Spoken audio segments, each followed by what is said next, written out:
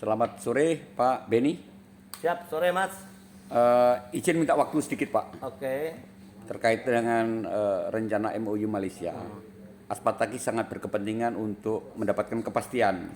Apakah Kepala Badan mengharapkan penempatan PMI ke Malaysia ini untuk tidak dibuka dulu atau bagaimana Pak? Mohon dapatnya disampaikan kepada publik Pak. Terima kasih Pak. Saya sudah mendengar dari berbagai pihak melaporkan kepada saya isu yang berkembang di luar seolah-olah saya tidak menghendaki atau tidak setuju terkait penempatan pekerja kita di Malaysia.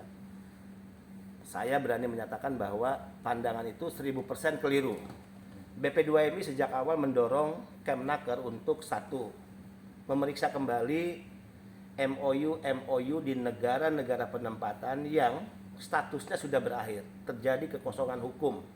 Sehingga bagi negara-negara penempatan yang MOU-nya sudah berakhir, harus ya pemerintah kita duduk kembali dengan negara-negara penempatan untuk merumuskan kembali kerjasama atau perjanjian baru.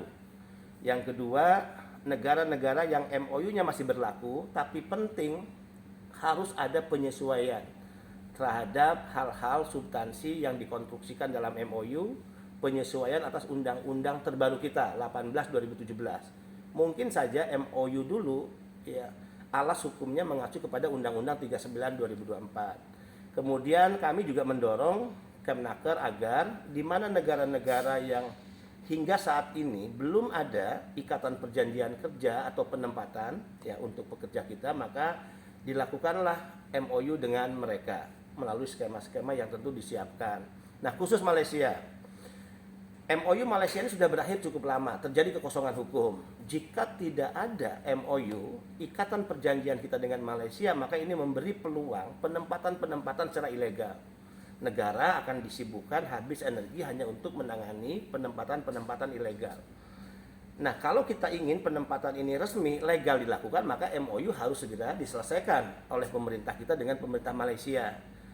Standing position BP2MI dalam hal MOU yang sedang dibahas Indonesia dan Malaysia adalah pertama, kita menginginkan ini menjadi momentum bargaining position Indonesia dan Malaysia.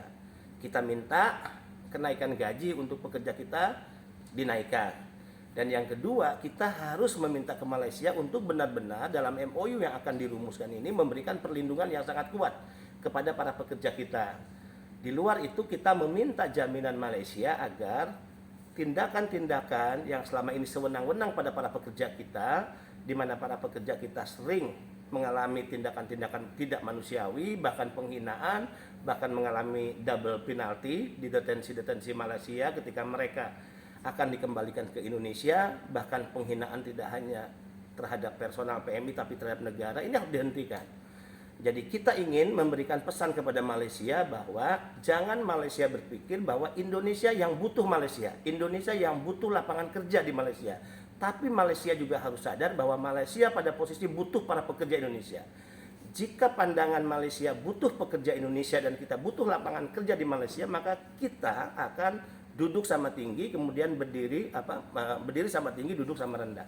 Nah, sikap ya untuk secara equal inilah yang kita butuhkan dari Malaysia. Jadi bohong 1000% saya katakan jika BP2MI mengambil posisi tidak setuju adanya penempatan ke Malaysia.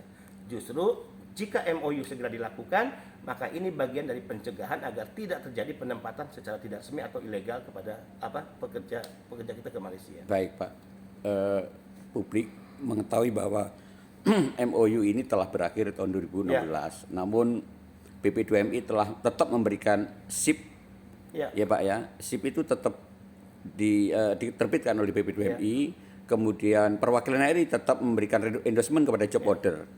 Ini berakibat panjang Pak. P3MI tetap merekrut, kemudian ketika 2020 kemarin awal ada COVID, penempatan itu kan berhenti Pak. Berhentinya sebenarnya bukan karena MOU tapi karena memang COVID. Nah sekarang terhadap nasib PMI yang sudah selesai proses, sudah PAP, ini bagaimana Pak ini? Tetap boleh berangkat kan? Ya, yang pasti Malaysia sekarang mengeluarkan pass travel. Ya, ini kebijakan Malaysia.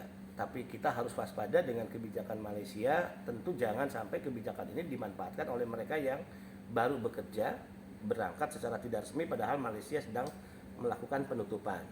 Kecuali yang bisa berangkat adalah mereka yang sesungguhnya pada posisi kemarin cuti atau kembali ke Indonesia tapi masa kontraknya sedang atau masih berlaku atau mereka melakukan perpanjangan. Bukan Pak, mereka ini proses awal Pak di Indonesia. Ketika sudah selesai PAP mau berangkat tidak bisa berangkat karena apa? Karena pandemi. Kemudian Indonesia menutup dengan Kepmen 151. Maksudnya sekarang ini mereka kan sudah siap Pak. Ya. Ini apakah mereka harus menunggu MOU yang tidak jelas? Ya, posisi BP2MI tidak bisa menyatakan bahwa mereka bisa berangkat atau tidak karena kita punya Kepmen 151. Nah, kita dorong Kemnaker untuk segera mencabut Kepmen itu. Kemudian juga terkait MOU, Kemnaker segera menyelesaikan MOU pembahasannya dengan Malaysia. Artinya Asfataki boleh bertanya kepada Kementerian Tenaga Kerja ya Pak ya? Harusnya ditanyakan kepada Kementerian Tenaga Kerja. Baik, terima kasih Pak Beni. Thank you.